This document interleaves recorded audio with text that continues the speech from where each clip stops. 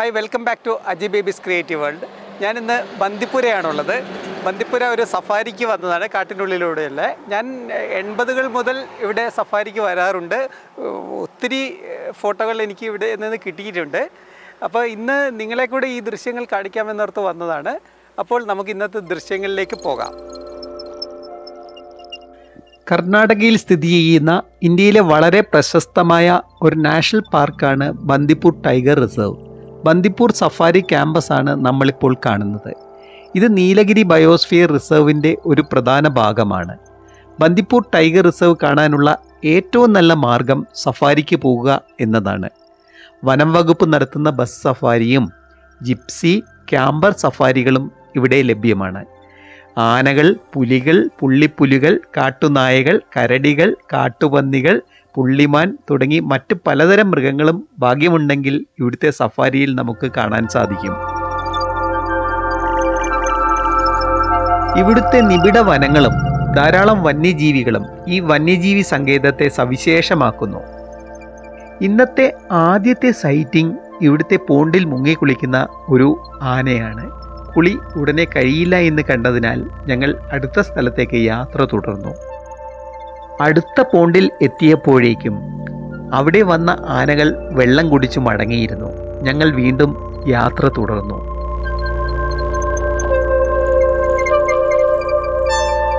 ഓ, ഇതാ കുറേ അധികം കാട്ടാനകളുടെ ഒരു കൂട്ടം സ്വസ്ഥമായി മേയുന്നു. കണ്ടിട്ട് ഇവർ നല്ല മൂഡിലാണെന്ന് തോന്നുന്നു.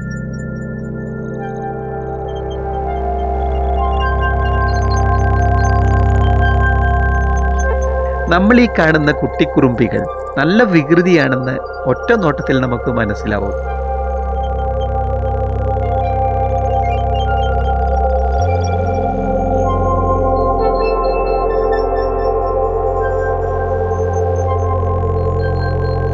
തുമ്പിക്കൈ നീട്ടിയാൽ എൻ്റെ ക്യാമറയിൽ ആനയ്ക്ക് പിടിക്കാൻ സാധിക്കുന്ന അകലത്തിലാണ് ഞാൻ വീഡിയോ ഷൂട്ട് ചെയ്യുന്നത്. ചെറിയ പേടി തോന്നിയെങ്കിലും ആനയുടെ കണ്ണിൽ നോക്കിയപ്പോൾ ഇവൾ നല്ല ഫ്രണ്ട്ലി മോഡിലാണെന്ന് എനിക്ക് മനസ്സിലായി. അതുകൊണ്ട് ഞാൻ ഷൂട്ട് തുടർന്നു.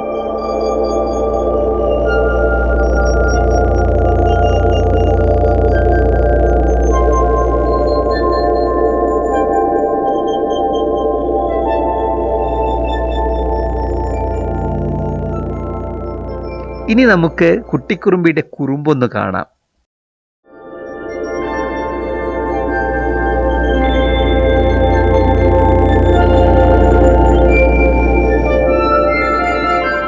പാവം ദേഹം ചൊറിയുന്നത് കണ്ടോ?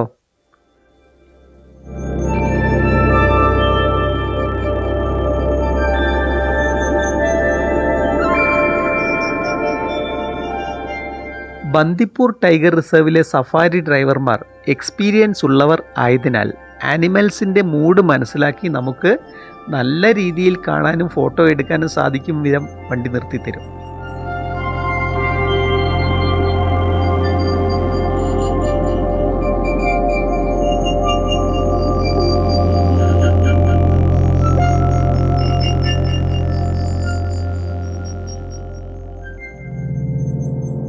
ഈ കൂട്ടത്തിൽ ഒരു കുട്ടിക്കൊമ്പനുണ്ട്. അവൻ വളരെ ചെറിയ പ്രായമാണ്. അതുകൊണ്ട് അവൻ്റെ അമ്മയും ആൻറ്റിമാരും ചേച്ചിമാരും അവനെ വളരെ ശ്രദ്ധിച്ചാണ് കൊണ്ടു നടക്കുന്നത്.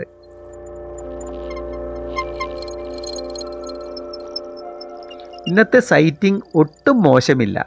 നമുക്ക് ഭാഗ്യമുണ്ട്. ഞാൻ വളരെയേറെ തവണ സഫാരിക്ക് വന്നിട്ടുണ്ടെങ്കിലും നമുക്ക് ഭാഗ്യമുണ്ടെങ്കിലേ ഇതുപോലുള്ള സൈറ്റിംഗ് ലഭിക്കുകയുള്ളൂ.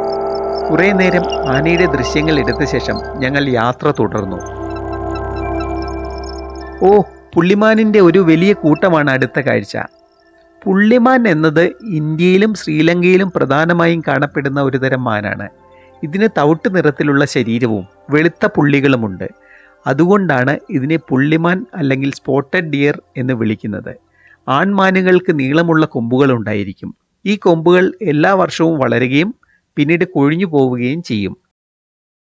വനങ്ങളിലും പുൽമേടുകളിലുമാണ് പുള്ളിമാനുകൾ സാധാരണയായി ജീവിക്കുന്നത്. കൂട്ടമായിട്ടാണ് ഇവ സഞ്ചരിക്കുന്നത്. പുല്ല്, ഇലകൾ, പഴങ്ങൾ എന്നിവയാണ് ഇവയുടെ പ്രധാന ഭക്ഷണം. പുള്ളിമാനുകൾ പൊതുവെ ശാന്ത സ്വഭാവമുള്ള മൃഗങ്ങളാണ്. അപായം തിരിച്ചറിയുമ്പോൾ പ്രത്യേക ശബ്ദമുണ്ടാക്കി ഇവ കൂട്ടത്തിലുള്ള മറ്റുള്ളവർക്ക് മുന്നറിയിപ്പ് നൽകാറുണ്ട്. ഇന്ത്യൻ വനങ്ങളിലെ മനോഹരമായ കാഴ്ചയാണ് പുള്ളിമാനുകൾ. പുള്ളിമാൻ കൂട്ടത്തിൻ്റെ ദൃശ്യങ്ങൾ എടുത്ത് ഇനി ഒരു പുലിയെ കാണാനുള്ള ആഗ്രഹത്തോടെ യാത്ര തുടർന്നു. നിർഭാഗ്യവശാൽ ഞങ്ങൾ ഇവിടെ എത്തുന്നതിന് അല്പം മുൻപ് ഇതിലെ ഒരു പുലി കടന്നുപോയി. ഞങ്ങൾക്ക് മുൻപേ പോയ വാഹനത്തിലുള്ളവർക്ക് പുലിയെ കാണാൻ സാധിച്ചു. ഈ കാണുന്നത് ഞങ്ങൾ എത്തുന്നതിന് തൊട്ട് മുൻപ് കടന്നുപോയ പെൺപുലിയുടെ കാൽപ്പാടുകളാണ്. സർപ്പഗരുഡൻ ഏഷ്യയിലെ വനപ്രദേശങ്ങളിൽ കാണപ്പെടുന്ന ഒരിനം ഇടത്തരം വേട്ടപ്പക്ഷിയാണ്. ഇതിൻ്റെ പ്രധാന ഭക്ഷണം പാമ്പുകളാണ്. അതുകൊണ്ടാണ് ഇതിനെ സർപ്പഗരുഡൻ എന്ന് വിളിക്കുന്നത്. നമ്മളിപ്പോൾ കാണുന്നത് ആൺ കാട്ടുപോത്താണ്. ആൺ കാട്ടുപോത്തുകൾക്ക് പെൺ കാട്ടുപോത്തുകളേക്കാൾ വളരെ വലിയ ശരീരമാണ്. ഇതിന് 1000 മുതൽ 1500 കിലോഗ്രാം വരെ ഭാരമുണ്ടാകും. ടൈഗറിൻ്റെ ഇഷ്ടവേട്ട മൃഗമാണ് കാട്ടുപോത്ത്. പെൺ കാട്ടുപോത്തുകൾ കൂട്ടമായി മാത്രമേ സഞ്ചരിക്കാറുള്ളൂ.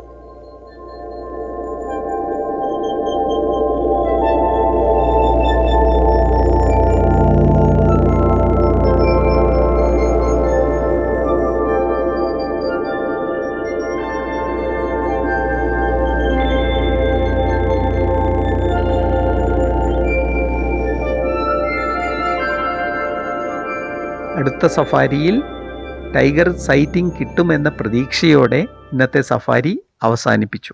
ഇന്നത്തെ സഫാരി കഴിഞ്ഞു. നിങ്ങൾക്ക് ഇന്നത്തെ വീഡിയോ ഇഷ്ടപ്പെട്ടു എന്ന് വിചാരിക്കുന്നു. ഇതുപോലെ ഇടയ്ക്കൊക്കെ കാട്ടിലെ ദൃശ്യങ്ങളുമായി ഞാൻ വരും. ഇനി മറ്റൊരു വീഡിയോയുമായി വീണ്ടും കാണുന്നവരേക്കും ബൈ.